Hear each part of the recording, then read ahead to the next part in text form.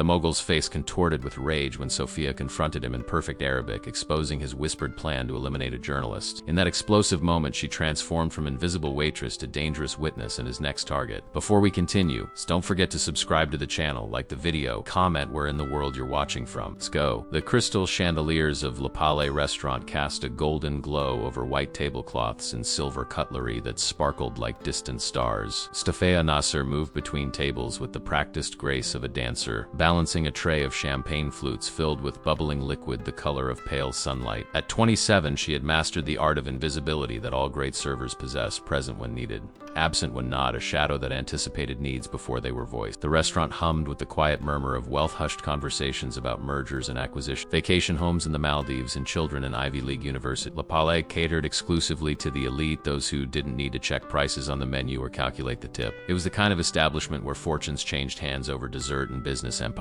crumbled between the main course and coffee. Sophia had worked here for 3 years, ever since completing her master's degree in Middle Eastern Studies with a focus on economics. The irony wasn't lost on her, using her extensive education to serve those who possessed the very wealth and power she had studied. But the position at Le Palais paid exceptionally well, and the flexible hours allowed her to continue her doctoral research during the day. It was temporary, she reminded herself, a means to an end. Table 12 just arrived. Marcos, the mater d', whispered as he passed. Mr. Farah and his associates. The owner wants you to handle it personally. Sophia nodded, feeling the familiar flutter of nervousness. Hassan Farah was infamous in the restaurant, a demanding Middle Eastern business magnate with investments spanning from oil to technology. His real estate holdings alone were rumored to be worth billions. He was known for his exacting standards, explosive temper, and generous tips when pleased. The staff drew straws to avoid serving him. Of course, she replied, straightening her black vest over her crisp white shirt. Any special requests? Just the usual San Pellegrino water. No ice. And he's requested the private dining alcove. They're discussing some major acquisition, apparently. Marcos lowered his voice further. Be invisible but perfect. You know the drill. Sophia made her way to the kitchen to prepare. As she arranged the water service on a silver tray, her mind drifted to the research paper waiting on her laptop at home. Economic power dynamics in post-revolution Middle Eastern markets. The irony of serving one of the subjects of her research wasn't lost on her. In another context, she would have been interviewing Hassan Farah, not serving him wine. 3 years at Le Palais had taught her more about power dynamics than any academic paper. She had watched billionaires reduce colleagues to nothing with a few choice words,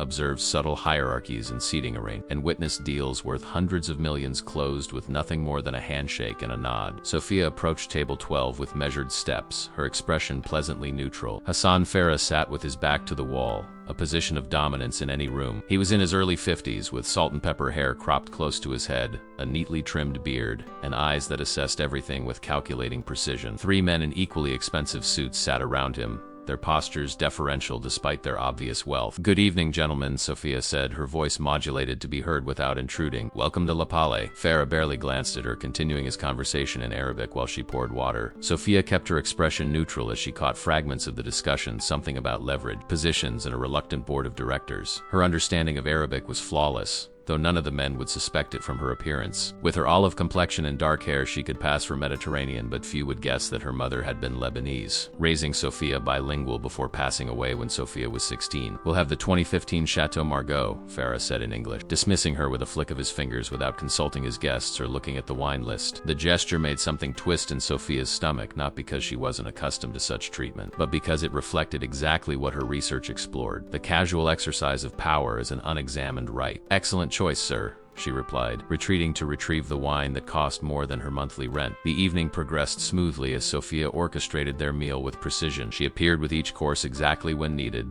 anticipated requests before they were made, and maintained the delicate balance of attentiveness without intrusion. The men switched between English and Arabic throughout the meal, unaware that she understood every word. The Al Sayed group is vulnerable, Farah said in Arabic as Sophia cleared the appetizer plates. Their CEO is desperate after the Saudi deal collapsed. We can acquire their shipping division for 60% of market value if we move before the end of the quarter. What about the employees? Asked the youngest man at the table, his voice carrying a note of concern. Farah's laugh was short and dismissive. We'll keep the executives who have useful connections. The rest are redundant. Standard restructuring. Thousands of jobs. The young man persisted quietly. That's business, Tariq, Farah replied coldly. Your father understood this. If you want to run a charity, do it with your own money, not the company's. Now, About the Washington contract, single quotes. Sophia moved away, her mind calculating rapidly. Al Sayed Group was a major shipping conglomerate based in Alexandria. If Farah was planning a hostile takeover, thousands of jobs truly would be at stake. She thought of her thesis advisor, Professor Lamont, who had worked as an economic consultant for labor. This was precisely the kind of predatory acquisition he had dedicated his career to fighting. As the main course arrived,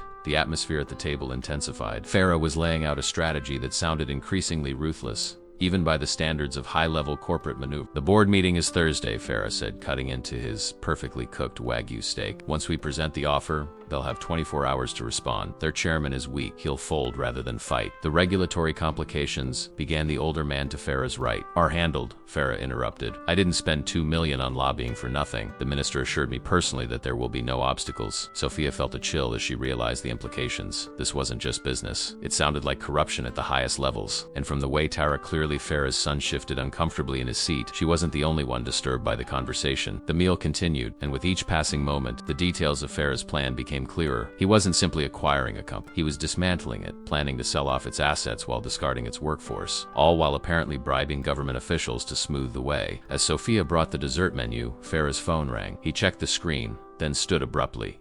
I need to take this. Order whatever you want. He moved toward the restaurant's entrance, seeking privacy for his call. Sophia followed at a discreet distance, ostensibly to check on another table, but positioned herself where she could hear his conversation. It was in Arabic, and what she heard made her blood run cold. Yes, I'm handling the leak personally, Farah said, his voice low but intense. The journalist won't be a problem anymore. I've made arrangements. By tomorrow morning, he'll understand exactly what happens to interfere in my business. He ended the call and returned to the table, his face composed once more into the mask of a successful businessman enjoying dinner. But Sophia had seen beneath it, to the threats, the corruption, and now what sounded like planned violence against a journalist. She moved mechanically through the rest of the service, her mind racing. What could she do? Call the police? With what evidence? A partially overheard conversation against a man who apparently had government ministers in his pocket? Contact the journalist somehow? She didn't even know who it was. As the evening wound down, Farah signed the check without looking at it, adding a tip larger than most people's weekly salary. The group stood, preparing to leave, with Farah leading the way toward the exit. Sophia watched as Tarek lingered slightly behind the others, his expression troubled. Making a split-second decision, Sophia approached him. Sir, she said quietly in Arabic, I believe your father may be in danger of making a serious mistake. Tarek's eyes widened in shock, first at hearing his native language from the waitress,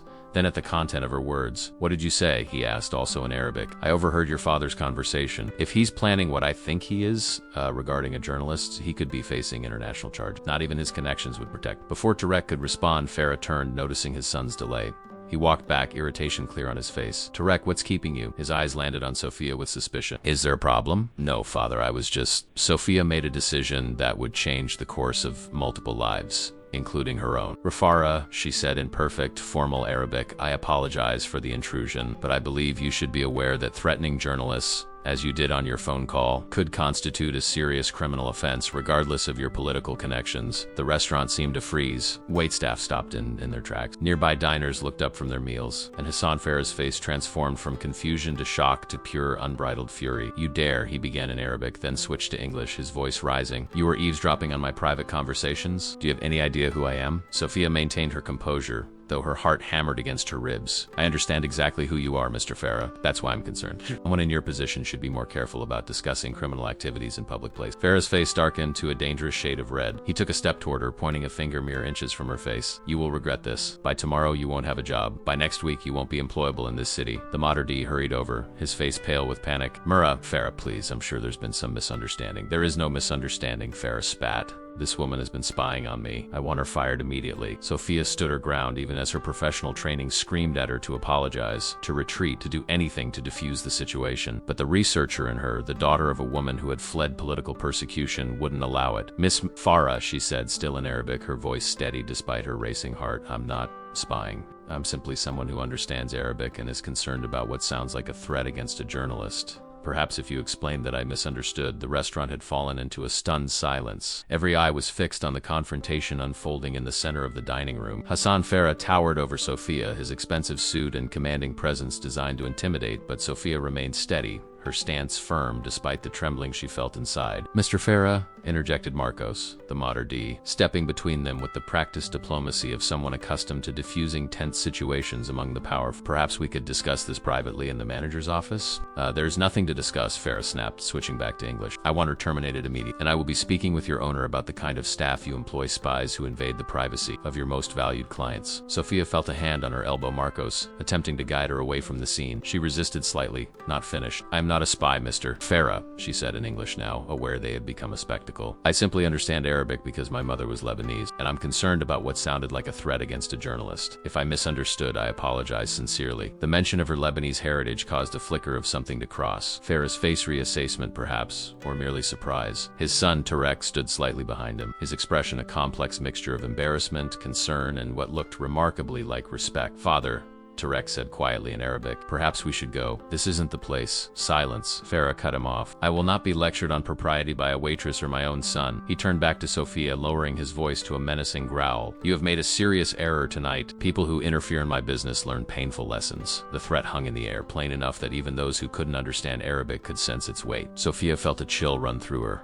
but she maintained eye contact. "Are you threatening me now as well, Mr. Farah?" she asked quietly. Before he could respond, the restaurant manager appeared, a thin man named Philippe who prided himself on never allowing the slightest disruption to the refined atmosphere of Le Palais. "Miss Bafara, please accept our most profound apologies for this unfortunate incident," Philippe said, bowing slightly. "Sophia, to the office now, Miss Farah. I assure you this matter will be handled with the utmost severity." Sophia felt Marcus's grip on her elbow tighten, and this time she allowed herself to be led away. As she walked toward the back of the restaurant, she could feel the weight of stares from both staff and diners. She had broken the cardinal rule of service at Le Palais. The wealthy were to be catered, not confronted. In the small office behind the kitchen, Felipe didn't bother hiding his fury. "3 years, he said, his voice trembling with rage. 3 years of exemplary service, and you destroy it in 3 minutes. Do you have any idea what you've done? Hassan Farah spends more here in a month than you earn in a year." He was threatening a journalist, Sophia said, her voice steady despite the adrenaline still coursing through her, and discussing what sounded like government bribery. "That is none of your business," Philippe exploded, slamming his palm on the desk. "Your job is to serve, not to eavesdrop, not to judge, not to interfere. You're fired,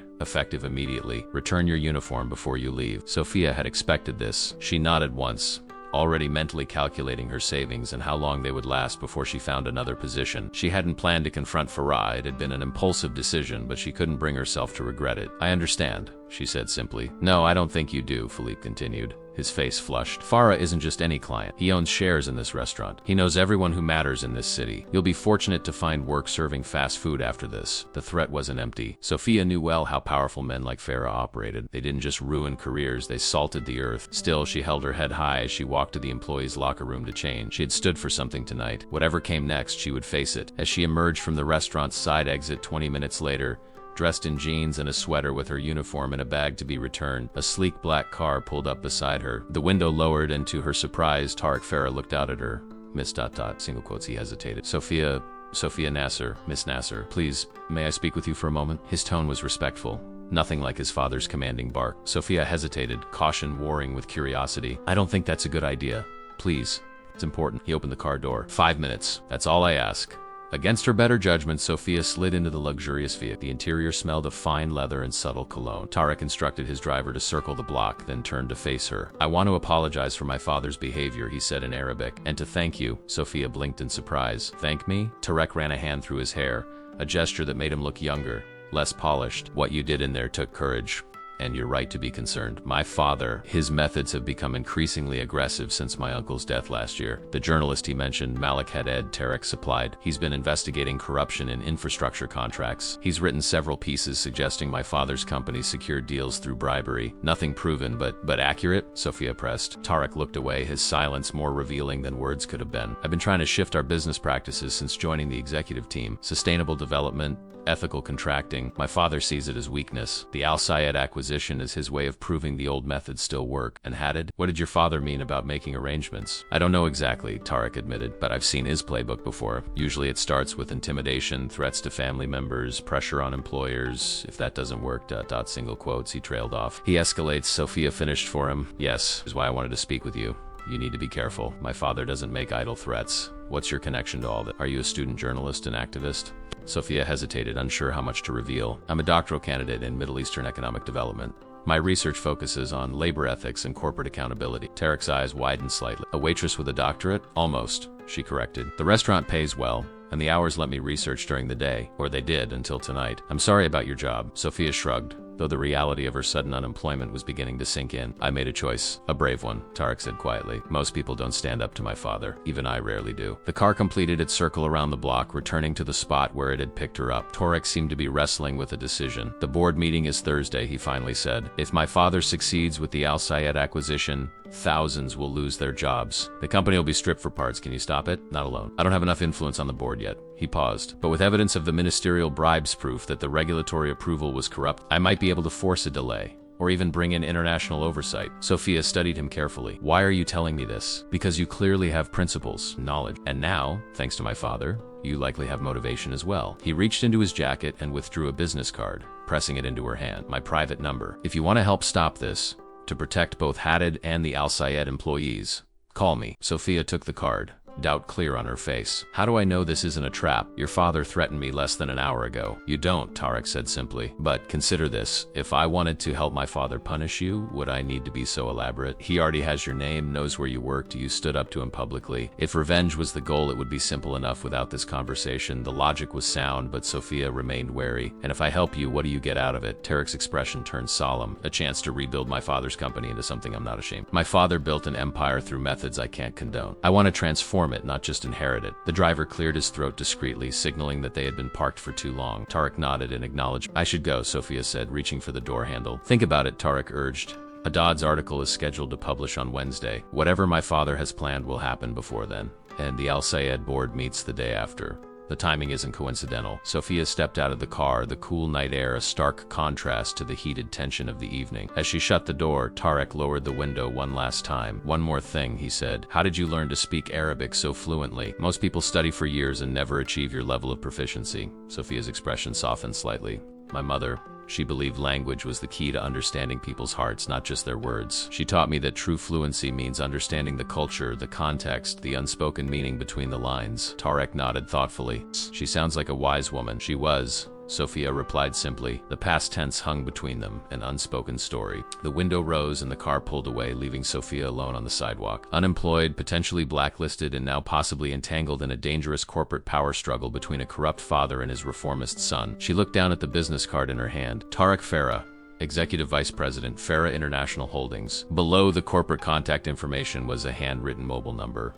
Sophia slipped the card into her pocket and began walking toward the subway station. She had researched to do not the academic kind she was accustomed to, but something far more immediate and consequential. If Malik Hadid was indeed in danger and if thousands of jobs hung in the balance, she had less than 48 hours to decide whether to trust Tarek Farah and what role she would play in the unfolding drama. The weight of the decision pressed on her as she descended the subway stairs, leaving the rarefied world of Le Palais behind and stepping into an uncertain future of her own making. Sophia's small apartment was a scholar's sanctuary. Bookshelves lined every available wall, filled with texts on economic theory, Middle Eastern politics, and cultural studies. Her desk, really just a door laid across two filing cabinets, was positioned by the window, where morning light would illuminate her work. Tonight, however, the only illumination came from her laptop screen and a small desk lamp as she hunched over her keyboard, digging through everything she could find on Hassan Farah and Farah International Holding. The company's official website presented the expected corporate polish photos of gleaming skyscrapers and infrastructure projects, smiling workers in hard hats, and bland mission statements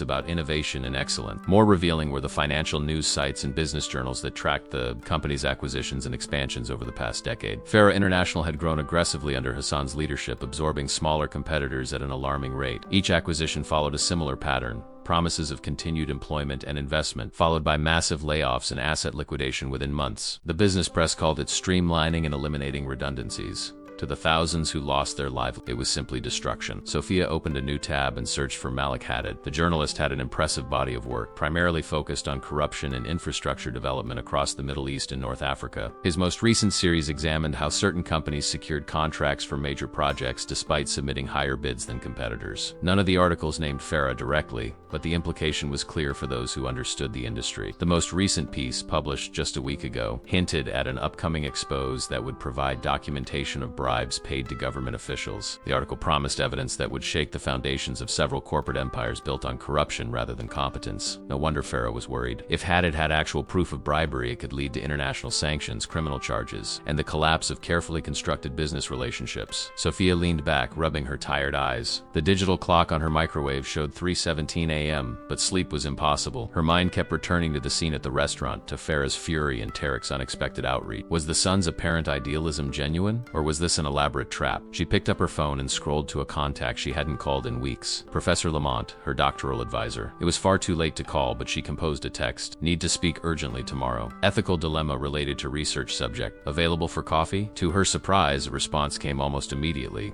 Insomnia striking us both, it seems. 9 a.m. at the usual place? Sophia confirmed and set her phone down, feeling a wave of relief. Martin Lamont had spent decades navigating the ethical complexities of economic research in politically sensitive contexts. If anyone could help her assess the situation objectively, it would be him. She returned to her research, focusing now on Tarek Farah. His digital footprint was smaller than his father's, but revealing in different ways.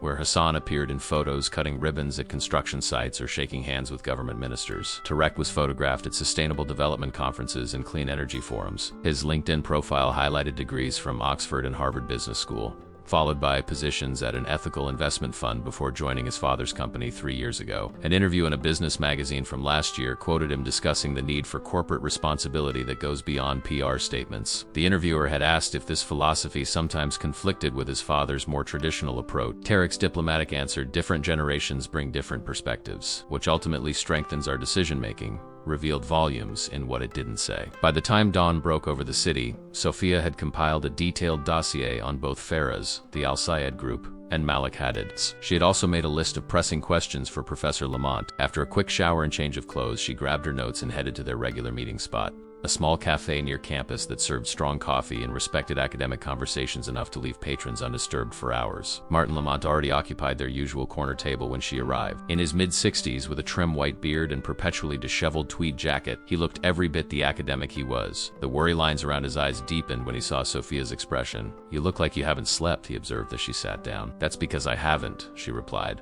accepting the coffee he'd already ordered for her. "Something happened last night." She recounted the events at La Palais in detail, Farah's conversation, his threat against Haddad, her impulsive confrontation, and finally Tarek's unexpected approach. Lamont listened without interruption, his expression growing increasingly grave. "So now I have to decide," Sophia concluded, "whether to call Tarek and get involved in what could be a dangerous corporate power struggle, or walk away and let whatever happen. Lamont sipped his coffee thoughtfully. "And you believe this journalist Haddad may be in genuine danger?" "Based on what I heard Farah say, yes. And the Al Sayed acquisition would devastate thousands of families. Yet your intervention could put you at risk as well," Lamont pointed out. "Hassan Farah isn't someone to cross lightly. People with far more power and resources have tried and failed." "I know," Sophia admitted. "That's why I needed your perspective. My academic instincts say to observe and document, not interfere. But ethically, single quotes, ethically, the situation is complex," Lamont agreed. "The question becomes not just what is right, but what is possible. What realistic impact could your involvement have?" Sophia spread her hands in frustration. "That's just it. I don't know. Tarek claims he wants to stop both the acquisition and whatever his father has planned for Haddad, but needs evidence of the bribery to do it. But I have no access to that kind of information. And if it's a trap, then you could find yourself in a very precarious position," Lamont. He was silent for a moment, his fingers drumming lightly on the table. "What do your instincts tell you about the son? Is he sincere?" Sophia considered the question carefully. He seemed genuinely uncomfortable with his father's methods and his background, the sustainable development work before joining the family. "Business suggests he's not cut from the same cloth. But that doesn't mean I can trust him, quotes Lamont nodded slowly. "In my experience, people rarely transform completely. They may evolve, grow more complex, but core values tend to persist. If Tarek has shown consistent interest in ethical business practices before this, it lends credibility to his current position. So you think I should call him?" "I think," Lamont said carefully, "that you should consider a third option beyond all in or all out. Gather more information first. Meet with him in a public place. Assess his sincerity directly. And most importantly, protect yourself by ensuring others know what you're doing." Sophia nodded, feeling the wisdom in his cautious approach. "I could record our conversation." With his consent, she added quickly, "A reasonable precaution. And I would suggest bringing someone with you. Perhaps your friend Nadia from the department?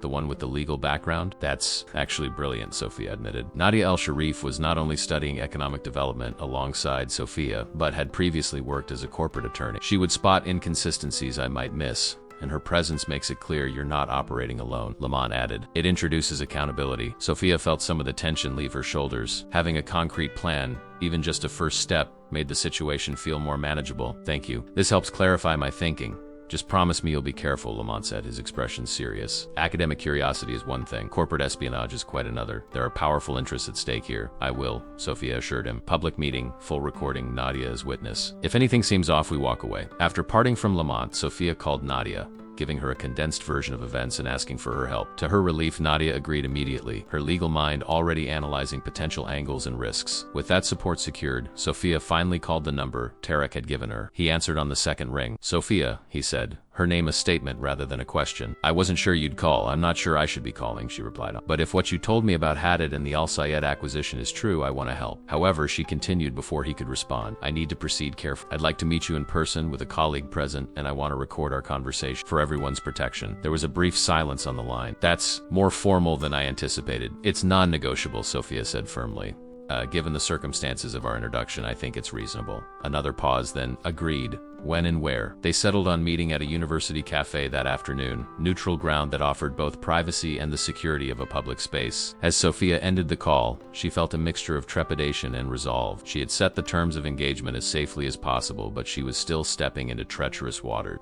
She spent the next few hours preparing, reviewing her research and formulating questions that would help determine whether Tarek's concerns were genuine. By the time she and Nadia arrived at the cafe, Sophia had transformed from an unemployed waitress to something resembling an investigative researcher, clipboard in hand, recorder ready, and a sharp-eyed legal expert at her side. Tarek arrived precisely on time, dressed more casually than he had been at the restaurant, though his idea of casual still involved a tailored blazer and designer jeans that probably cost more than Sophia's monthly rent. He looked somewhat taken aback at the formality of their setup, but sat down across from them without complaint. Thank you for meeting me, he began. I understand your caution. Then you'll understand why I need to be direct, Sophia replied, pressing record on her phone with his nodded consent. What exactly do you think your father is planning, and what do you propose we do about it? Tarek glanced at the recorder, then at Nadia before returning his gaze to Sophia. His composed exterior showed a hairline crack of nervousness. My father operates through intermediaries for his more questionable activities, he began. A man named Khalil serves as his fixer. Yesterday morning I overheard Khalil reporting that Haddad had acquired documents proving my father bribed Minister Badawi to secure the Coastal Highway project, the $5 billion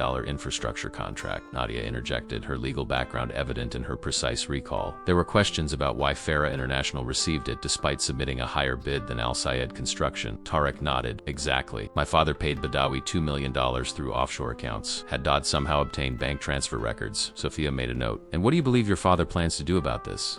Initially, just intimidation. Khalil was instructed to approach Haddad's family members with vague threats, pressure his publisher to kill the story. Standard tactics. Tarek's casual description of these standard tactics made Sophia's skin crawl, but Haddad wouldn't back down. Yesterday, my father told Khalil to permanently resolve the situation. That could mean many things, Nadia pointed out, her tone measured. From bribery to blackmail to single quotes to physical harm. Tarek finished. My father doesn't use explicit language when ordering such things, but Khalil understands his meaning. Sophia studied him carefully. You seem remarkably calm about accusing your father of potentially arranging violence against a journalist. A flash of something, pain, perhaps, crossed Tarek's face. This isn't the first time. 3 years ago, an environmental activist in Lebanon was investigating pollution from one of our factories. He had an accident while hiking. Before that, a labor organizer in Egypt disappeared the week before filing a major complaint against our company. I had suspicions, but nope. This time I heard the orders directly. Why now? Nadia asked, leaning forward. Why oppose your father now, after years of working in his company? It was a crucial question. Tarek's answer would reveal much about his character and motivations. My uncle, my father's younger brother Rashid, died last year, Tarek said, his voice softening. He was always the conscience of the family. He kept my father's worst instincts in check, redirected his aggression into less harmful channels. Without him,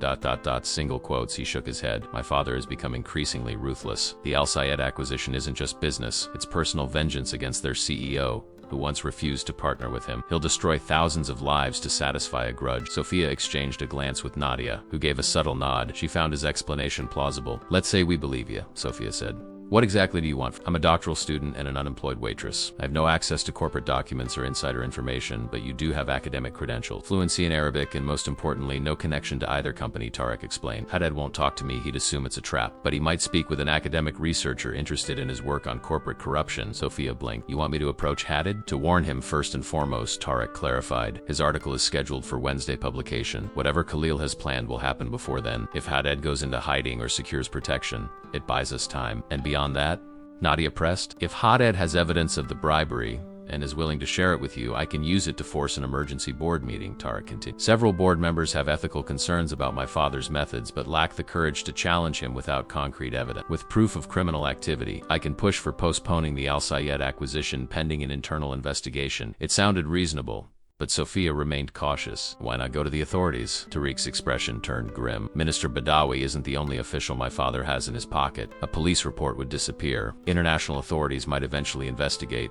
but not quickly enough to stop what's happening this week. Sophia tapped her pen against her notepad, considering. And what do you get if this works? Your father would still control the company. Temporarily, Tarek acknowledged, but a public scandal would force him to step back. The board would insist on it to preserve shareholder confidence. As executive vice president, I would assume operational control while he remained as figurehead chairman. So this is about power, Nadia observed, her tone neutral but pointed. Tarek met her gaze directly. It's about responsibility. The company employs over 40,000 people across 12 countries. My father built it through vision and ruthlessness in equal measure. I want to preserve what he created while changing how we operate. Call it power if you want. I call it stewardship. Sophia studied him, searching for signs of deception. His answers seemed rehearsed but sincere, the careful language of someone who had thought deeply about ethical justifications for ambitious actions. If we do this, she said finally, I need guarantees. First, my academic career is protected. No interference, no blacklisting if things go wrong. Second, my friend Nadia remains involved as my legal counsel. Third, complete transparency, no hidden agendas, no withholding information. Agreed, Tarek said without hesitation. And I'll add a fourth guarantee, financial protection. My father can be vindictive. If you lose opportunities because of this, I'll personally ensure you're compensated. Sophia shook her head. I don't want your money. Just your word that you'll follow through on reforming the company if we succeed. Real changes, not just public relations. Tarek seemed surprised by her refusal of financial support but nodded. You have my word. Sophia looked to Nadia, who gave a small nod. Then we're conditionally in, Sophia decided. Conditional on verifying Haddad is actually in danger and that he has legitimate evidence. Fair enough, Tarek agreed. Haddad is staying at the Metropolitan Hotel under a pseudonym Ahmed Salad. Room 714. He rarely leaves his room, has meals delivered. He's already taking precautions, but I don't think he realizes the severity of the threat. How do you know where he's staying? Nadia asked sharply. Halil reported it to my father yesterday. They've been monitoring him for weeks. Tarek pulled out his phone. I can provide his photo and contact information for his publisher. As Tarek forwarded the information, Sophia felt the weight of the situation settling on her shoulders. She was no longer merely a researcher or observer. She was actively intervening in a dangerous conflict involving powerful interests. The academic detachment she had cultivated through years of study was giving way to direct engagement. We should move quickly,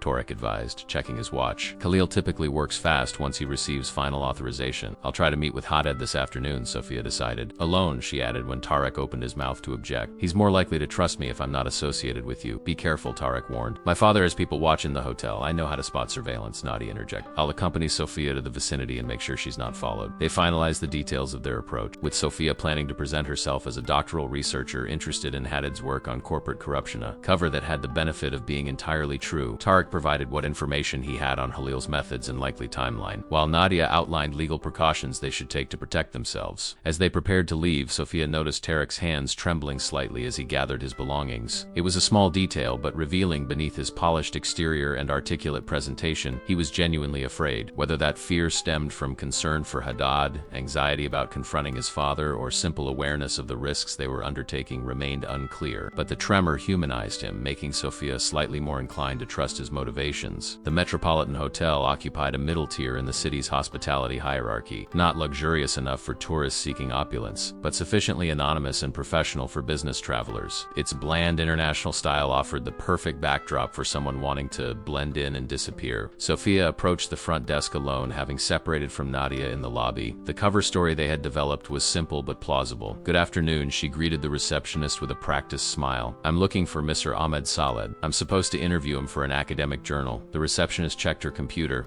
Mr. Solid has requested no visitors. Of course, Sophia nodded, understanding. Could you please call his room and let him know Sophia Nasser from the International Journal of Economic Ethics is here? He's expecting my article submission. The receptionist hesitated, then made the call. Sophia watched anxiously as the woman spoke briefly into the phone before hanging up. Mr. Salek says he doesn't recall any appointment, the receptionist reported. That's strange, Sophia feigned confusion, then brightened. Oh, I bet my department head set this up. Could you please tell him I'm Professor Lamont's doctoral candidate? I'm researching corporate accountability and infrastructure development. The specific academic terminology seemed to make an impression. The receptionist made a second call, and this time the conversation lasted longer. When she hung up, she nodded to Sophia. Mr. Saleh will see you. 7th floor, room 714. Sophia thanked her and walked to the elevators, feeling the weight of the recorder in her pocket and the notes in her bag. As the doors closed, she caught sight of Nadia in the lobby, strategically positioned with a newspaper, monitoring for any suspicious attention to Sophia's movements. The 7th floor hallway was quiet, the generic hotel artwork and muted carpet creating an atmosphere of transient anonymity. Sophia took a deep breath before knocking on door 714, mentally rehearsing her introduction. The door opened just enough to reveal a security chain and a single suspicious eye. Identify yourself, came a terse command in Arabic. Sophia Nasser, doctoral candidate with Professor Lamont, she replied in the same language. I'm researching corporate corruption and infrastructure development. How did you find me? Sophia had prepared for this question. Your publisher mentioned you were working remotely on a major story. Professor Lamont has connections at the journal. The eyes studied her for a long moment. Show identification. Slip it through the gap. Sophia produced her university ID and slid it through the narrow opening. After a moment, the door closed, the chain rattled, and then it reopened fully. Malik Haddad was younger than she had expected, perhaps mid-30s, with intense dark eyes and the perpetual tension of someone accustomed to looking over his shoulder. The hotel room behind him had been transformed into a makeshift office, with papers spread across every surface and a laptop surrounded by empty coffee cups. You have 10 minutes, he said, stepping aside to let her enter, and I'll need to see your recording device. Sophia produced her phone, switching on the voice recorder app and placing it on the small table between them. I have no objection to full transparency, Mr. Haddad, he nodded, gesturing for her to sit in the room's single armchair while he perched on the edge of the bed. You mentioned Professor Lamont? His work on ethical economics is impressive, but he doesn't typically send students on field interviews without prior arrangement. This isn't exactly a typical situation, Sophia admitted. I'm here because I believe you're in danger. Haddad's expression didn't change, but his posture stiffened almost imperceptibly. Explain. Sophia took a deep breath and decided direct honesty was her only viable approach. Until yesterday, I was a waitress at Le Palais restaurant. Hassan Farah was dining there with his associates, including his son Tariq. I overheard Farah speaking in Arabic about a journalist who was investigating him and making what sounded like threats. He said arrangements had been made to ensure you wouldn't be a problem anymore. Haddad's eyes narrowed. You speak Arabic fluently enough to understand nuanced conversation? My mother was Lebanese, Sophia explained. I grew up bilingual, and my academic focus is Middle Eastern economic development. When I heard Farah threatening a journalist who was investigating corporate corruption, it intersected directly with my research interests. So you eavesdropped on a private conversation, Hadid observed, his tone neutral. I served their table. They spoke freely in Arabic, assuming I wouldn't understand. Sophia leaned forward. Hatted, I confronted Farah about what I heard. I lost my job for it. I'm not here on some academic curiosity mission. I'm here because I heard a powerful man order what sounded like violence against you, and I couldn't remain silent. Haddad studied her for a long moment, weighing her words. Your concern seems genuine, but why involve yourself in something so potentially dangerous? Sophia considered her answer carefully. My research examines how corporate power affects vulnerable populations. For 3 years, I've been writing theoretical papers about accountability mechanisms while serving drinks to the very people who circumvent those mechanisms. Last night, theory collided with reality. I couldn't walk away. Something in her explanation seemed to resonate with Haddad. He nodded slowly. I understand that collision all too well. It's what drove me from academic analysis into investigative journalism. He paused, eyebrows drawing together. You mentioned Tariq Farah. What was his involvement? This was the delicate part. After I was fired, Tariq approached me. He claims he wants to stop both his father's plans against you and an upcoming acquisition that would destroy thousands of jobs. He suggested I warn you about the immediate threat while he works to gather board support to challenge his father's leadership. Haddad let out a short, humorless laugh. So the son wants to depose the father and is using my situation as leverage. Classic Palestine. That was my initial suspicion as well, Sophia acknowledged. But his concerns about the Al Sayed acquisition seem genuine. And whether his motivations are pure or not, the threat to you appears very real. The threat is real, Haddad confirmed, his voice hardened. I've received 3 warnings in the past week. My apartment was broken into. Nothing stolen. My younger brother was approached outside his university by men who mentioned my dangerous career choices. And yesterday my car's brake line had been tampered with. Fortunately, I noticed fluid leaking before driving. Sophia felt a chill. Tarek's assessment hadn't been exaggerated. These aren't just intimidation tactics anymore. No, Haddad agreed grimly. This is escalation, but it confirms I'm on the right track. He stood and moved to the desk, rifling through papers before extracting a folder. My article publishes tomorrow, not Wednesday. I submitted final edits this morning and went completely off-grid except for communication with my editor. Tomorrow? Sophia felt a surge of alarm. Then whatever they're planning will happen today. You need to leave here immediately. Haddad shook his head. I've changed hotels 3 times in 2 weeks. They found me here, they'll find me anywhere in the city. Running only delays the inevitable. Then contact the police. International Journalist Protection Organization's already done. Haddad cut her off. The police report was misplaced. The protection organizations are arranging extraction, but not until tomorrow after publication. I need to maintain electronic contact with my editor until the article goes live. Sophia processed this information rapidly. What exactly have you uncovered that's worth killing for? Haddad regarded her thoughtfully, then made a decision. He opened the folder and slid several documents across the table toward her. Bank transfers from shell companies controlled by Farah International to offshore accounts belonging to Infrastructure Minister Badawi and Transport Minister Kazemi. 5 payments totaling $8 million coinciding with the award of major government contracts. I also have internal memos outlining the relationship management strategy for these officials. Sophia examined the documents, her academic training allowing her to quickly grasp their significance. This isn't just bribery. It's systematic corruption at the highest level. Exactly. And it implicates officials in 3 countries. When this publishes, international anti-corruption agencies will be forced to investigate. The evidence is irrefutable. How did you obtain? Sophia asked, gesturing to the bank record. Haddad's expression turned solemn. A whistleblower inside Farah International, someone with access to the executive level. They reached out to me 6 months ago. A sudden thought struck Sophia. Could it have been Tarek? Hadid shook his head firmly. I protected my source's identity even from myself. We used encrypted channels and dead drops. But based on the document's nature, it had to be someone in financial operations or legal compliance, not executive management. Sophia tried to reconcile this with Tarek's apparent surprise at the evidence. Either he was a skilled actor or he genuinely hadn't known about the whistleblower. May I photograph these? If Tarek is sincere about confronting his father, this evidence would strengthen his position with the board. Hadid hesitated. These are redacted copies.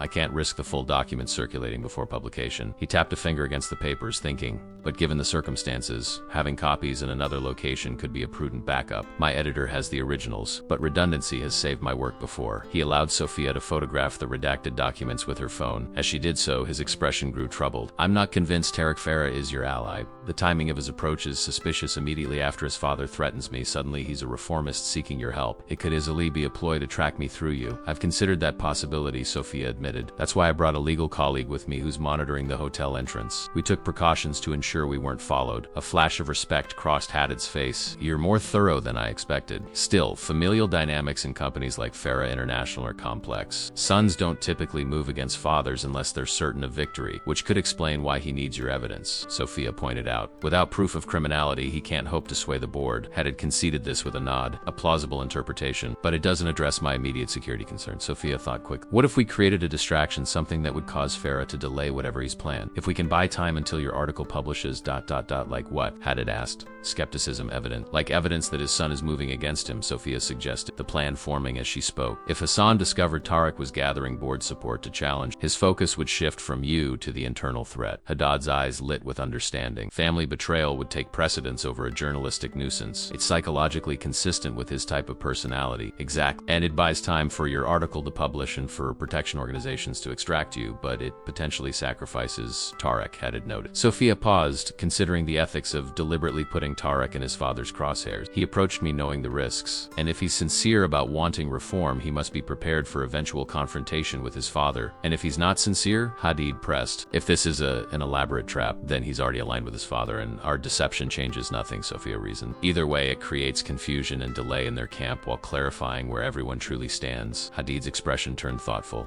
It's a gamble, but with potential merit. He glanced at his watch. My article publishes at 6 a.m. tomorrow. If we can create this distraction by this evening, I'll need to contact Tarek, ostensibly to update him on our meeting, Sophia said. I can subtly gauge his reaction to the evidence you've shown me. Watch for inconsistencies in his response. And if he seems genuinely surprised by the specific details, then we proceed with caution sharing enough to convince Hassan that his son is gathering evidence against him, without actually compromising Tarek's position irreparably if he's truly an ally. Hadid nodded slowly. slowly. A delicate balance, but potentially effective. He began gathering documents from around the room. I should relocate regardless. This conversation has likely taken longer than a typical academic interview. Sophia checked her watch, surprised to find that nearly 40 minutes had passed. You're right. Anyone watching would find the duration suspicious. She stood, gathering her belongings. Where will you go? Better you don't know, Haddad replied. But I'll maintain the same secure email for emergency contact. He scribbled an address on a hotel notepad and handed it. Use this only if absolutely necessary. Include the phrase Professor Lamont's research question in the subject line so I'll know it's you. Sophia committed the address to memory, then tore the paper into tiny pieces. I should go first. My colleague will signal if there's surveillance in the lobby. Haddad extended his hand, which Sophia shook firmly. Thank you for the warning, he said, his voice softening slightly. Whether Tarek Farah's intentions are genuine or not, yours appear to be. Stay safe, Sophia replied. Your work matters. As she left the hotel room, Sophia felt the weight of multiple lives resting on her next decisions. The academic observer in her had fully transformed into an active participant in a dangerous game of power, corruption, and possible redemption. In the elevator descending to the lobby, she texted Nadia, exiting now. Status? The response came seconds later. Clear. But hurry. Man at reception asking questions. Sophia walked briskly through the hotel lobby, avoiding eye contact with the man at the reception desk who appeared to be questioning the staff. Nadia stood near the revolving doors, pretending to check her phone, and smoothly fell into step beside Sophia as she passed. Don't look back, Nadia murmured. There's a black Audi sedan with tinted windows parked across the street. 2 men inside. They've been there since before I arrived. They maintained a casual pace until turning the corner, then quickened their steps toward the subway entrance. Only once they were underground, surrounded by the anonymous rush of commuters, did they speak freely. How did it go? Nadia asked. Haddad confirmed everything, Sophia replied, keeping her voice low despite the crowd noise. He showed me evidence, bank transfers to government ministers coinciding with contract awards. The documents came from a whistleblower inside Farah International. Not Tarek? According to Haddad, no. The whistleblower used encrypted channels and dead drops, but someone with access to financial operations. Nadia considered this as they boarded a train, positioning themselves near the doors. Did Haddad believe Tarek's apparent change of heart? He's skeptical, Sophia admitted, and he raised valid concerns about the timing. But we developed a plan to buy time until his article publishes tomorrow morning. She outlined their strategy as the train rumbled through dark tunnels. Nadia listened with growing concern. You're suggesting we deliberately expose Tarek to his father's suspicion, she summarized when Sophia finished. That's a significant ethical gamble. I know, Sophia acknowledged, but we have limited options in less than 24 hours. If Tarek is sincere about reforming the company, confronting his father is inevitable. If he's not, then we're simply accelerating a conflict between conspirators and placing ourselves squarely in the middle, Nadia pointed out. Have you considered that both father and son could be playing you from different angles? Sophia hadn't, and the possibility sent a cold shiver down her spine. To what end? Perhaps to identify Hadid's source, Nadia suggests, or to determine how much evidence Hadid actually has. Bad cop, good cop on a corporate scale. They changed trains, both women instinctively checking for followers despite the crowded platform. Sophia's academic training had taught her to consider all variables, all possible interpretations of events. Nadia's legal mind was similarly attuned to detecting hidden motives and disguised agendas. If that's the case, Sophia said slowly, then Tarek's approach wasn't about warning Haddad or stopping the acquisition at all. It was about using me as an unwitting infiltrator to assess the threat Haddad poses. And now you've met with Haddad directly, Nadia added. If you report back to Tarek, you could be delivering exactly the intelligence they want. The train emerged from the tunnel onto an elevated track, sunlight flashing through the windows in bright pulses that mirrored Sophia's racing thoughts. She pulled out her phone, staring at the screen as she considered their next move. I need to call Tarek, she decided, but instead of being his unwitting informant, I'll be a deliberate disinformation agent. I'll feed him a carefully crafted mixture of truth and misdirection. That's playing with fire, Nadia warned. These people operate at levels of deception we can't match. True, Sophia conceded, but they have a blind spot. They underestimate those they consider beneath them. Hassan Farah dismissed me as just a waitress.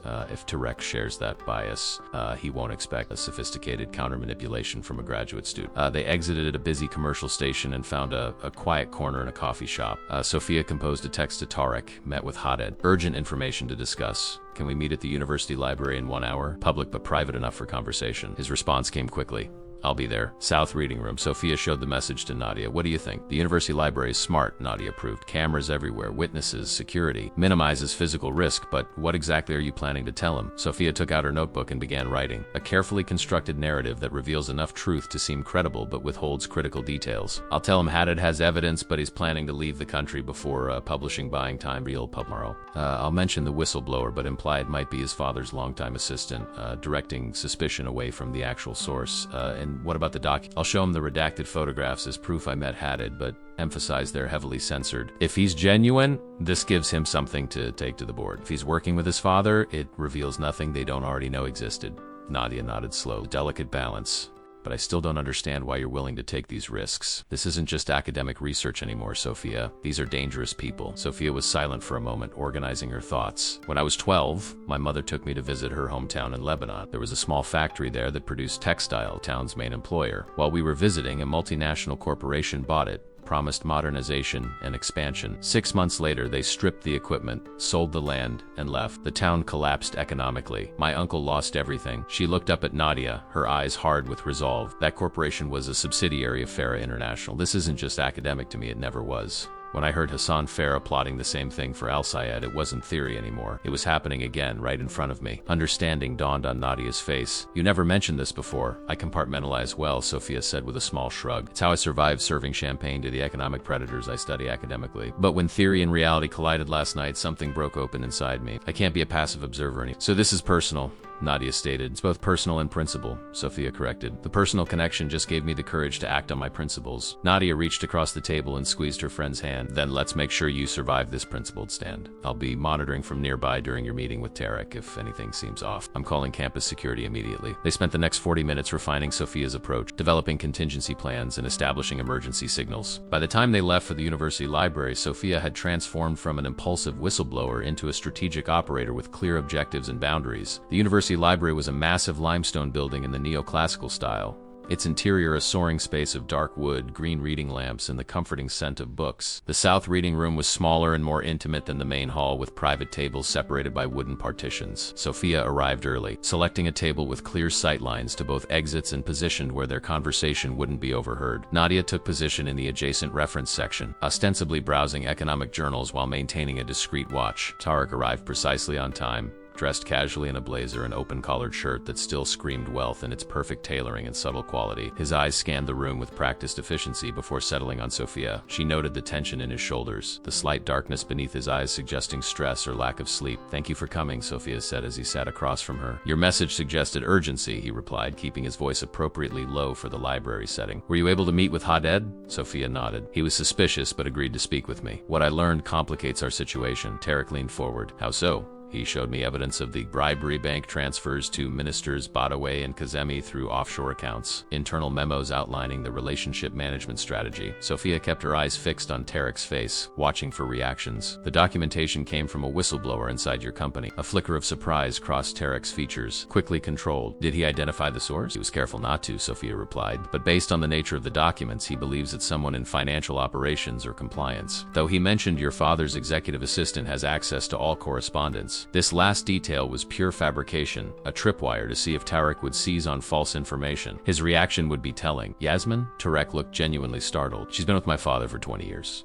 Her loyalty is absolute." Sophia mentally noted this response, either sincere surprise or excellent acting. That was just Hadid's speculation. "The important thing is that the evidence exists and is compelling. However, there's a complication. Hadid is leaving the country tonight before publishing. He fears your father's people are closing in." "Tonight?" Tarek's expression darkened. "That accelerates everything. The board meeting is still scheduled for Thursday. If Hadid publishes from abroad before, then ... it would trigger the very crisis you're hoping to manage internally." Sophia completed his thought. "Unless we can convince him to delay publication." Tarek ran a hand through his hair, a gesture she'd noticed before when he was processing unexpected information. "Did he indicate willingness to cooperate?" "Conditionally," Sophia said. "He wants assurance of real reform, not just damage control, and evidence that you're genuinely opposed to your father's methods." "Reform isn't something that happens overnight," Tarek said, his voice measured and low, "especially in a company with my father's deeply embedded culture. But I've been laying groundwork for 3 years, building alliances with more progressive board members, restructuring certain divisions, implementing ethical compliance frameworks." Sophia noted how smoothly he pivoted from reaction to presentation, a practiced corporate skill. "Hadid isn't interested in promises or frameworks. He wants concrete actions, such as public commitment to retain all Al Sayed employees for a minimum of 2 years, establishment of an independent ethics committee with real enforcement power, and your personal guarantee that whistleblowers will be protected, not hunted." Sophia delivered these demands with calm authority, watching Tarek's response carefully. He didn't immediately reject them, which seemed promising. Instead, he appeared to be genuinely calculating the feasibility. The employee retention is possible, though financially challenging. The ethics committee would face resistance but could be structured as a risk management initiative to gain board support. He hesitated. Whistleblower protection is the most difficult, especially retroactively. My father views information security as absolute. Leaks are betrayal in his world, yet someone inside your organization felt compelled to expose corruption, Sophia pointed out. What does that tell you about the culture your father has created? Tariq's expression hardened slightly. I'm aware of the problems. That's why I'm trying to change things. Trying isn't enough anymore, Sophia pressed. Hadid needs concrete proof of your commitment before he'll consider delay in publication. What would constitute proof in his eyes? There was an edge of frustration in Tariq's voice now. Sophia reached into her bag and pulled out a notebook, sliding it across the table. Write a signed statement outlining your opposition to the methods used to secure the government contracts, your commitment to the reforms we just discussed, and acknowledgement that you're aware of evidence concerning ministerial bribes. If you're sincere, putting this on paper shouldn't be a problem. It was a calculated risk. Forcing Tariq to commit something incriminating to writing would either confirm his genuine desire for reform or expose his duplicity. If he was working with his father, he would never sign such a document. Tariq stared at the notebook for a long moment, his internal struggle visible in the tension around his eyes. That's a significant ask. Such a document could be weaponized in multiple ways. That's rather the point, Sophia replied steadily. Real commitment involves risk. After another pause, Tariq picked up the pen and began writing. Sophia watched his precise handwriting fill the page, articulating in clear terms his opposition to bribery and corruption, his commitment to employee protection during any acquisition, and his intention to establish independent ethical oversight. When he finished, he signed his name with a decisive flourish and slid the notebook back. Sophia read it carefully. This is a start, but to convince Hadid, we need evidence that you're already taking action, not just making promises. What kind of action? Call an emergency pre-meeting with key board members before Thursday's official meeting. Present your concerns about the Al Sayed acquisition method. Don't mention the evidence yet, but gauge their receptiveness to postponing the vote pending further due diligence. Tariq considered this. Mara and Okonkwo would likely be receptive. They've expressed ethical concerns in the past, but were overruled by my father's faction. Set it up, Sophia urged. Today, Hadad needs to know there's real momentum before he makes his decision about publication timing, and if I do this, you'll convince him to delay publication until after the board meeting, Tariq asked. I'll convey your commitment, Sophia said carefully. The decision is ultimately his. Single quotes. Tariq nodded, then leaned forward, his voice dropping even lower. There's something you should know. Khalil, my father's fixer, has been making calls all morning.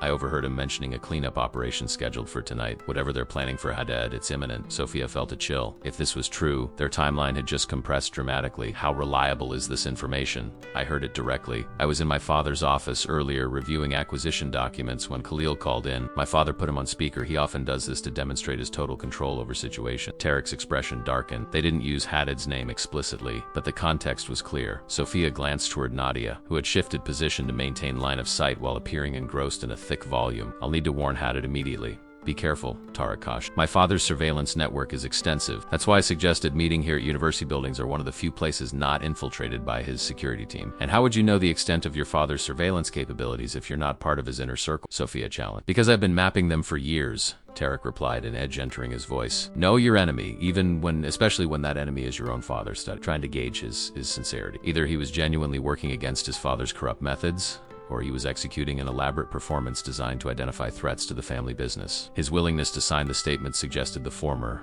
but caution remained essential. I need to see the photographs of the documents Hadad showed you, Tariq said. Sophia hesitated, then carefully pulled out her phone and showed him 2 of the redacted images. They're heavily censored. Names and account numbers are obscured. Tariq examined them with keen attention, his brow furrowing. These match the format of our internal financial authorizations. The routing codes visible here, he pointed to a partially visible sequence, are consistent with the bank our company uses for international transfers. He looked up at Sophia. This is real and damning. Enough to convince the board? Enough to cause serious concern, especially among the international members who are subject to anti-corruption laws in their home countries. Tariq handed back the phone. But we need the complete documents to force actual change. Those remain with Hadad until he's convinced of your commitment, Sophia stated firmly. Tariq nodded, accepting the condition.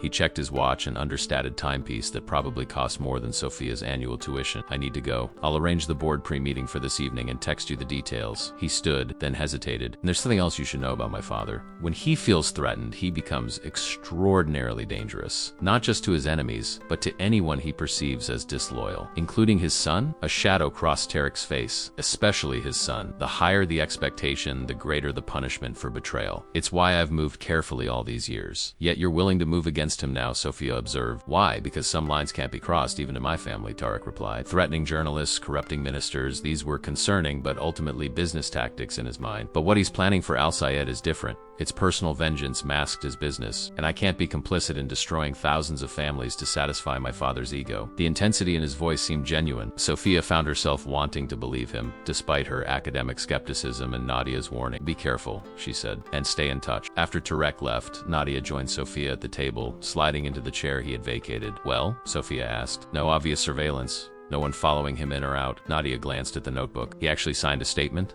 Sophia nodded, showing her the page. Either he's genuinely committed to reform, or he's playing an extremely sophisticated game. What's your assessment? Sophia considered the question carefully. I think his concern about the Al Sayed acquisition is genuine. Whether that extends to full ethical reform of his father's company is less clear, but he's given us enough to work with for now. And Haddad? If what Tarek said about tonight is true, we need to warn him immediately, Sophia. She composed an urgent email to the secure address Haddad had provided, using the agreed-upon subject line. The message was brief and direct. Source confirms operation planned for tonight. Immediate relocation advised. T has signed written commitment to reforms and is organizing board resistance. Will attempt to delay publication if security ensured. She showed the draft to Nadia, who nodded approval. Sophia sent it, hoping Haddad would check the account soon. What now? Nadia asked. Now we see if Tarek follows through on the board pre-meeting, Sophia replied. We prepare contingencies in case this all goes sideways. You mean when it goes sideways, Nadia corrected grimly. We're dealing with people who operate at a level of power and ruthlessness we can barely comprehend. No matter how this plays out, there will be consequences. Sophia knew her friend was right. She had inserted herself into a dangerous game between powerful forces, and the protection of academic detachment was long gone. Whatever happened next,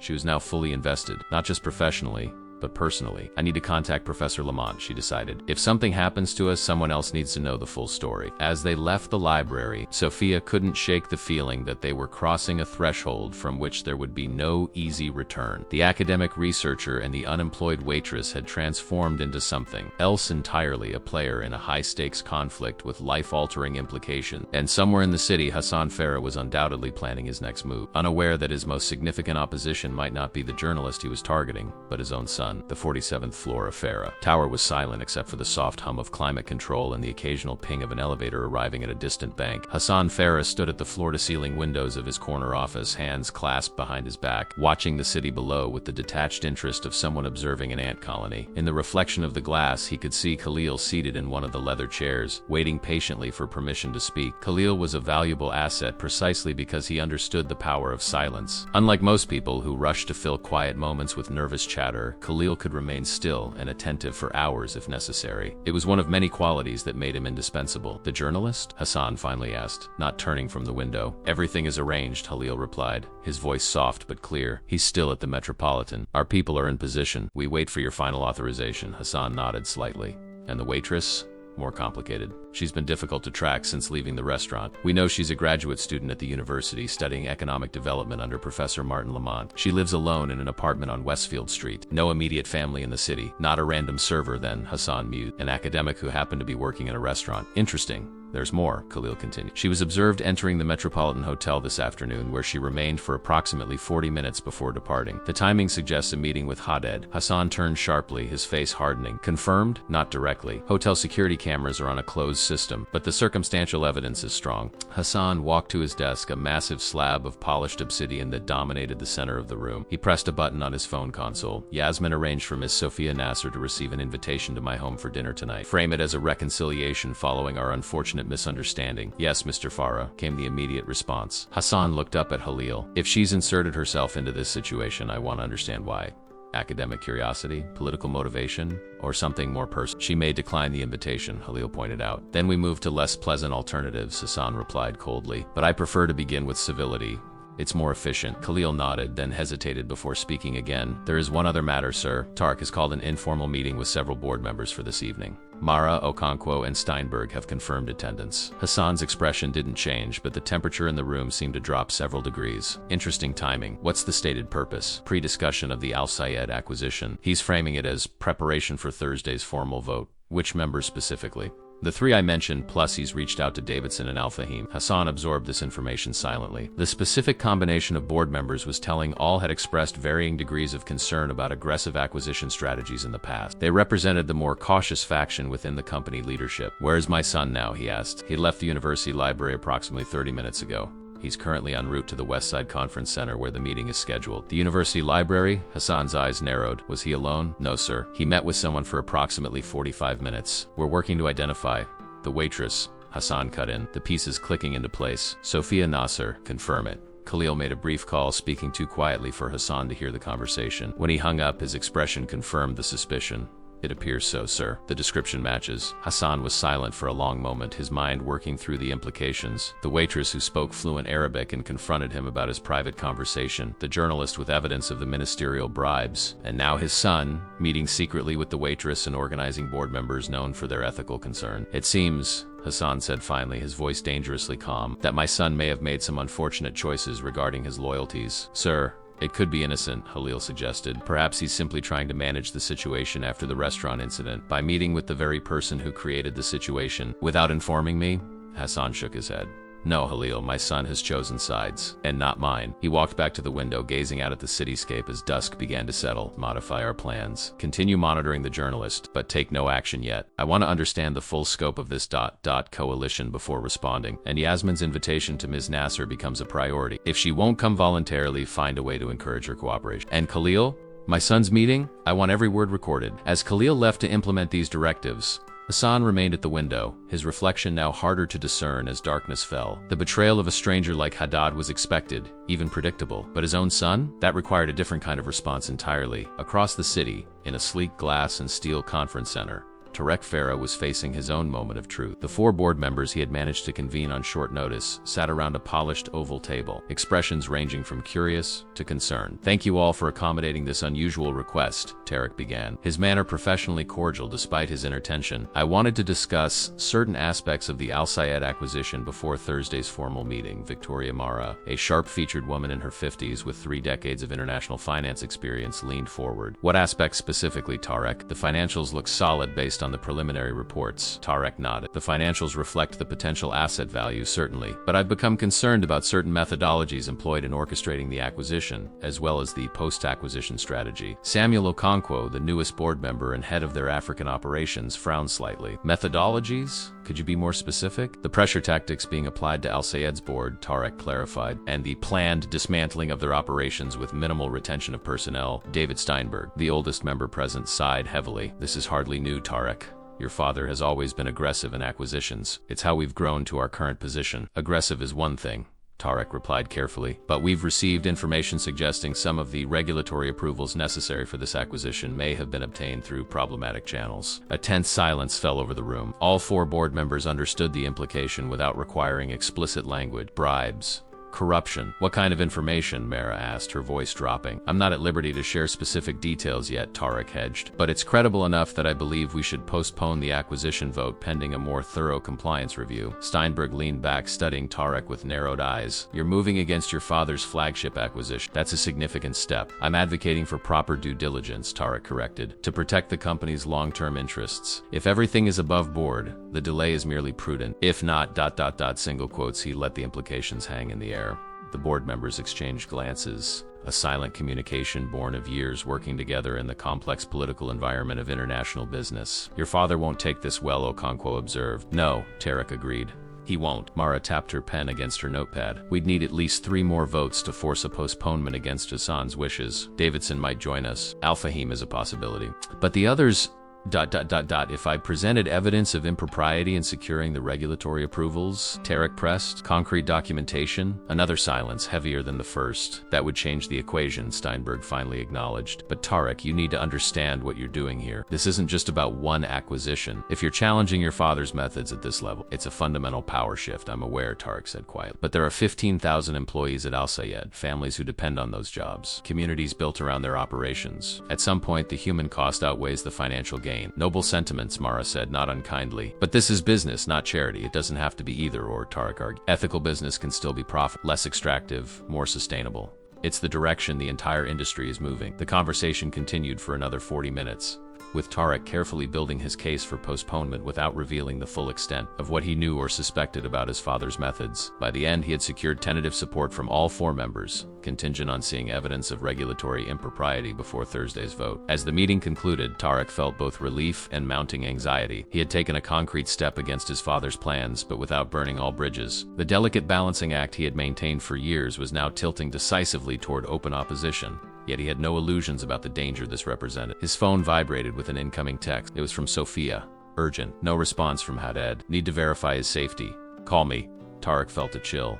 If Haddad had gone silent, it could mean many things. None of them good. He excused himself from the board members and moved to a private corner of the room to call Sophia. Have you checked his hotel? Tarek asked immediately when she answered. Nadia went back. His room is empty, Sophia replied, her voice tense. The staff said he checked out 2 hours ago, but he never confirmed receiving my warning. That could be good news, Tarek suggested. Maybe he relocated as a precaution, or your father's people already found him. The accusation was implicit in her tone. Let me make some calls, Tarek offered. Khalil reports directly to my father, but he has associates who sometimes communicate with me. Can you trust them? No, Tarek admitted, but I can interpret what they don't say as much as what they do. I'll call you back within 30 minutes. As he ended the call, Tarek noticed David Steinberg watching him from across the room, his expression unreadable. Had he overheard? The older board member gave a slight nod before turning away, leaving Tarek to wonder exactly how many layers of surveillance and counter-surveillance were operating around him. One thing was certain, the clock was ticking. For Haddad, for the Al Sayed employees, and for Tarek himself. The carefully constructed satay of family unity that had defined Farah International for decades was cracking, and what emerged from those cracks would determine the fate of everyone involved. Sophia paced the small confines of her apartment, checking her phone every few minutes. No word from Haddad, no callback from Tarek. The silence was becoming increasingly ominous as evening shadows lengthened across her floor. He should have contacted his editor by now, she said to Nadia, who sat at the kitchen counter, laptop open, monitoring news sites and social media for any hint of Haddad's whereabouts. Maybe he's gone completely offline for security, Nadia suggested, though her tone lacked conviction, or his editor could be deliberately maintaining silence until publication. Sophia shook her head. We need to assume the worst. If Farah's people have him. A sharp knock at the door cut her off mid-sentence. They both froze, exchanging alarmed glances. Sophia moved quietly to the door and peered through the peephole. A uniformed courier stood outside. Delivery for Sophia Nasser, he called through the door. I'm not expecting anything, she murmured to Nadia, who had silently moved to a position out of the direct line of the doorway, her phone ready to call emergency services. Leave it at the door, please, Sophia called out. I need a signature, ma'am. It's marked urgent. Sophia hesitated, then opened the door just enough to see the courier clearly while keeping her foot braced against it. What is it? Delivery from Miss Hassan Farah. He held out a thick, cream-colored envelope embossed with a gold insignia. I was instructed to wait for your response. Sophia felt her heart rate accelerate. One moment. She took the envelope and closed the door, engaging the deadbolt before turning to Nadia. It's from him. Inside the envelope was an elegantly printed invitation card requesting her presence for dinner at Hassan Farah's private residence that evening to discuss our mutual misunderstanding and matters of shared interest. A handwritten note at the bottom added, your academic expertise in economic development would be a valuable perspective. The invitation specified 8 p.m., just 3 hours away. It's a trap, Nadia stated flatly. Obviously, Sophia agreed, but why the pretense? If he knows I met with Haddad, why not just have me grabbed off the street? Because he's not sure exactly what you know or who else might know it, Nadia reasoned. This way he controls the environment while maintaining deniability. Sophia read the invitation again. He mentioned my academic background specifically. He's been investigating me, all the more reason to decline. Sophia was silent for a moment, thinking rapidly. But what if this is our chance to find out what happened to Haddad and to buy time for his article to publish tomorrow? Nadia stared at her in disbelief. You can't seriously be considering accepting? Not accepting would solve nothing. Haddad would still be missing and Farah would find another way to get to me. Sophia tapped the invitation against her palm. But if I go on my terms with precautions ... what precautions could possibly make walking into Hassan Farah's lair safe? Nadia demanded. Before Sophia could answer, her phone rang. Tarek's name flashed on the screen. Did you get my father's invitation? He asked the moment she answered, his voice tense. How did you know about that? Because I'm at his house now. He's called an impromptu family dinner. Several business associates are attending. He mentioned you would be joining us. He seems very confident of my acceptance, Sophia noted dryly. Listen to me carefully, Tarek said, his voice dropping to barely above a whisper. Don't come. He knows about our meeting. He suspects I'm working against him, but he doesn't have proof yet. This dinner is a trap for both of us. Sophia processed this information rapidly. What about Haddad? Do you know where he is? A pause.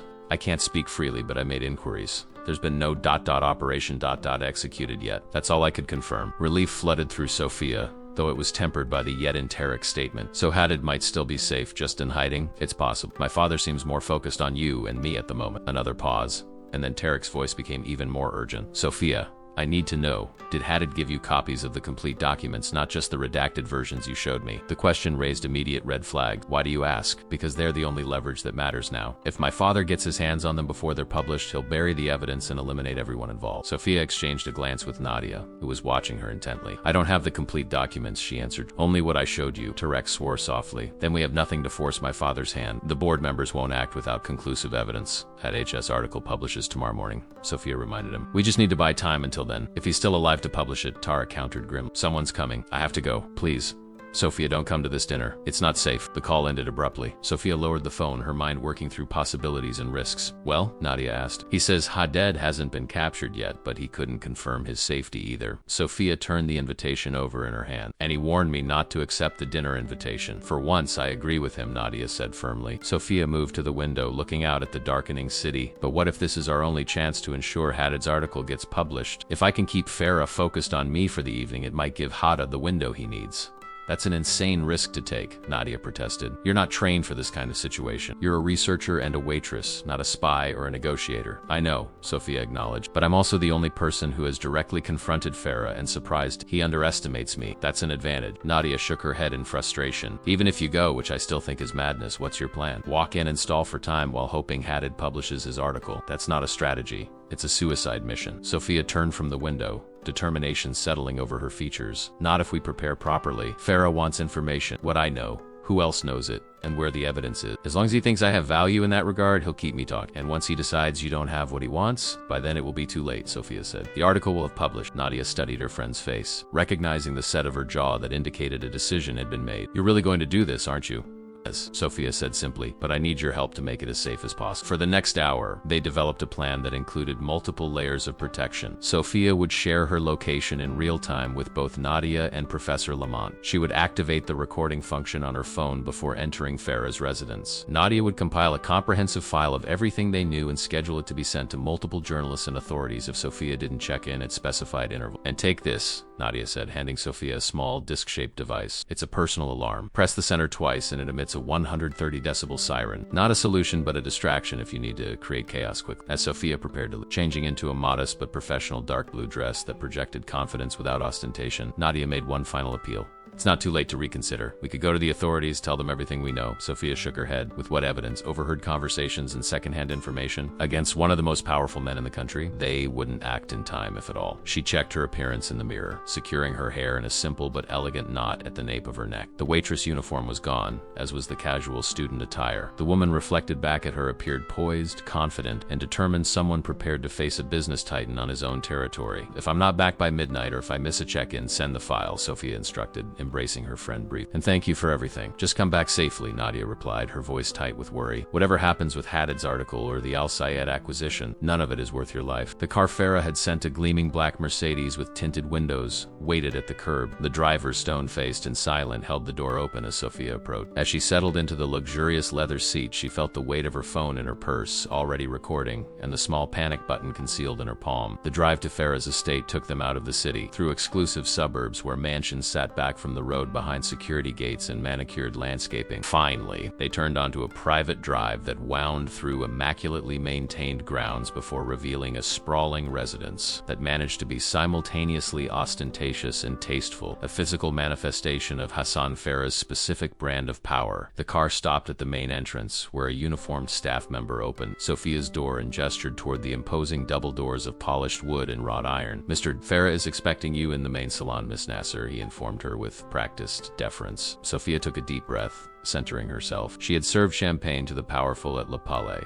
studied their mechanisms of control academically, and now stood on the threshold of confronting one of their most formidable representatives directly. The stakes had never been higher, and the disparity in power never more extreme. Yet as she walked through the doors into Hassan Farah's domain, she felt an unexpected calm settle over her. She had chosen this path deliberately, driven by principles that mattered more than her own safety. Whatever happened next, she would face it with the same clarity and courage that had prompted her to confront Farah in Arabic that first night at the restaurant. The main salon was a study in understated luxury soaring ceilings, museum-quality art, and furnishings that whispered rather than shouted their extraordinary value. Several people were gathered in small conversational professional groups, drinks in hand. Sophia recognized two of them as board members from Tarek's meeting earlier, and there at the center of it all stood Hassan Farah, immaculate in evening attire, radiating the easy authority of a man accustomed to controlling every element of his environment. His eyes found hers immediately, a predatory focus disguised beneath a veneer of cordial welcome. "Ms. Nasser," he said, crossing the room toward her, "how gracious of you to accept my invitation. We have much to discuss." Farah, Sophia replied, accepting the glass of sparkling water a server offered. "Thank you for the invitation. It was unexpected. The best business opportunities often emerge from unexpected circumstances," Hassan replied smoothly. "Please, let me introduce you to our other guests." The introductions were a calculated performance. Each person represented a piece of Farah's power structure: board members, political connections, financial partners. The message was clear. "This is my world, my fortress of influence. You are alone here." Tarek stood near a large fireplace, engaged in conversation with an older board member Sophia recognized from her research. When his eyes met hers briefly, she detected a flash of genuine alarm before his expression reset to polite neutrality. "Sophia has a fascinating academic background," Hassan was saying to a silver-haired woman in an elegant black dress. "Economic development with a focus on corporate accountability in the Middle East, fluent Arabic, which she demonstrated quite impressively at Le Palais." The woman raised an eyebrow. "How interesting. Are you published, my dear?" "My dissertation is still in progress," Sophia replied, "though recent events have provided unexpected field research opportunities." Hassan's smile didn't waver, but something dangerous flickered in his eyes. "Indeed. Perhaps we could discuss those opportunities in my study, a quieter setting for substantive conversation." It wasn't a request. Sophia felt the pressure of expectation from everyone watching this exchange. To refuse would create a scene, precisely what Hassan was counting on her wanting to avoid. "Of course," she agreed, maintaining her composure. As Hassan led her from the salon, Sophia noticed Tarek discreetly checking his watch, his expression tightened. Whatever deadline they were working against, time was running short. The study was a masculine sanctuary of dark wood, leather-bound books, and subdued lighting. Hassan closed the door behind them, the soft click of the latch sounding unnervingly final. "Please sit," he gestured to one of two chairs positioned before a monumental desk. Sophia remained standing. "I prefer to stand, if you don't mind." Hassan's smile thinned. "As you wish." He moved behind his desk, the position reinforcing the power dynamic. "You've had a busy day, Ms. Nasser. Meeting with my son at the university library, visiting a certain journalist at the Metropolitan Hotel, and now, here in my home. Quite a departure from serving champagne and eavesdropping on private conversation." "I've always believed in seizing educational opportunities," Sophia replied evenly. "Your threats against a journalist provided a rare case study in corporate intimidation tactics." Hassan's laugh held no humor. "Is that the framework you've constructed? An academic exercise? Let's be direct, Ms. Nasser. You've involved yourself in a situation you don't fully comprehend, with consequences you cannot imagine." "I comprehend enough," Sophia countered. "Bribing government ministers for contracts, planning to strip a company of its assets while discarding thousands of workers, threatening journalists who expose your methods. The pattern is quite clear, Mr. Farah." "What's clear is your naivety," Hassan said coldly. "The world you study from the safety of academic theory operates on principles of power, not morality. The ministers I supposedly bribed, they were going to award the contracts to whoever paid them, if not me, then a competitor. The Al Sayed acquisition, they overextended, made poor investments, and now face the natural consequences of failure." "Business isn't charity, Miss Nasser and Malik Haddad," Sophia pressed. "Threatening journalists also just business?" Hassan's expression remained unreadable. "I have no knowledge of this Haddad person beyond what my son has apparently told you." The denial was so smooth, so practiced, that for a moment Sophia almost doubted her own certainty. But then she remembered Farah's words at the restaurant. "The journalist won't be a problem anymore. I've made arrangements." "Where is Haddad now?" she demanded. "I have no idea," Hassan replied, examining his manicured fingernails with studied indifference. "Though I wonder why you're so concerned about a man you met only today." The confirmation that he knew about her meeting with Haddad sent a chill through Sophia, but she maintained her composure. "Because journalism is essential to functioning societies. Because accountability matters."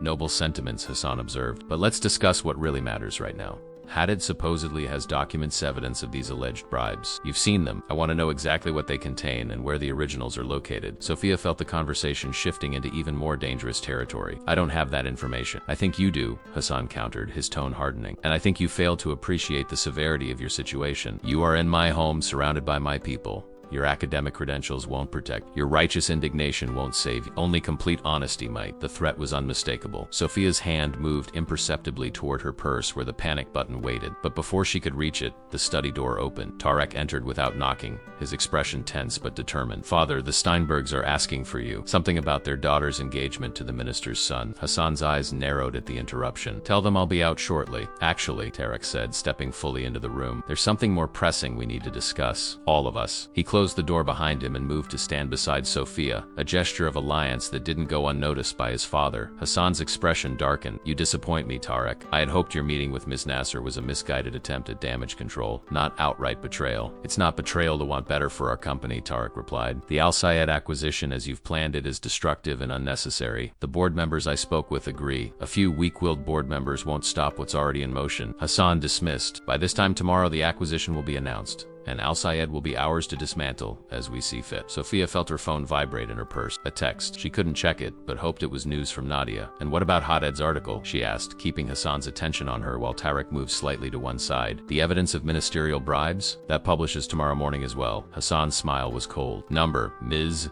Nasser. It does." Malik Hadid's publisher received a rather convincing legal letter 2 hours ago, detailing the defamatory nature of his claims and the ruinous litigation that would follow publication. "They've pulled the article indefinitely." Sophia's heart sank. Their entire strategy had hinged on the article publishing as scheduled. "Legal threats won't make the evidence disappear." "Perhaps not," Hassan agreed. "But they've bought time for a more permanent solution to the Hadid problem." "You mean killing him?" Sophia stated bluntly. Hassan's expression didn't change. "I mean resolving a threat to my company's reputation and stability, by whatever means necessary." "It's too late, father," Tarek interjected. His voice was quiet but firm. "The evidence doesn't just exist with Hadid anymore." Hassan turned to his son, his expression dangerous. "Explain." "I made copies," Tarek said, "of everything. The bank transfers, the memos, the ministerial meetings. I've had suspicions for years about how certain contracts were secured. When Sophia told me about Hadid's evidence, I used my executive access to verify it independently." Sophia stared at Tarek in shock. He hadn't mentioned this during any of their conversations. Hassan's composure finally cracked, rage flashing across his features. "You betrayed your own family, your own legacy?" "I protected it," Tarek countered. "From you. From what you've turned it into." "The board members I met with today have seen the evidence. They've agreed to postpone the Al Sayed acquisition pending a full investigation. And they've conditionally approved my assumption of operational control as interim CEO while that investigation proceeds." The silence that followed was absolute. Sophia could almost hear the calculations running through Hassan's mind as he assessed this dramatic shift in power dynamic. "You would destroy everything I've built," Hassan finally said, his voice dangerously soft. "No," Tarek replied. "I would save what's worth saving and reform the rest. The company can thrive without corruption and exploitation. I've spent 3 years developing plans for ethical restructuring and sustainable growth." Hassan's laugh was bitter.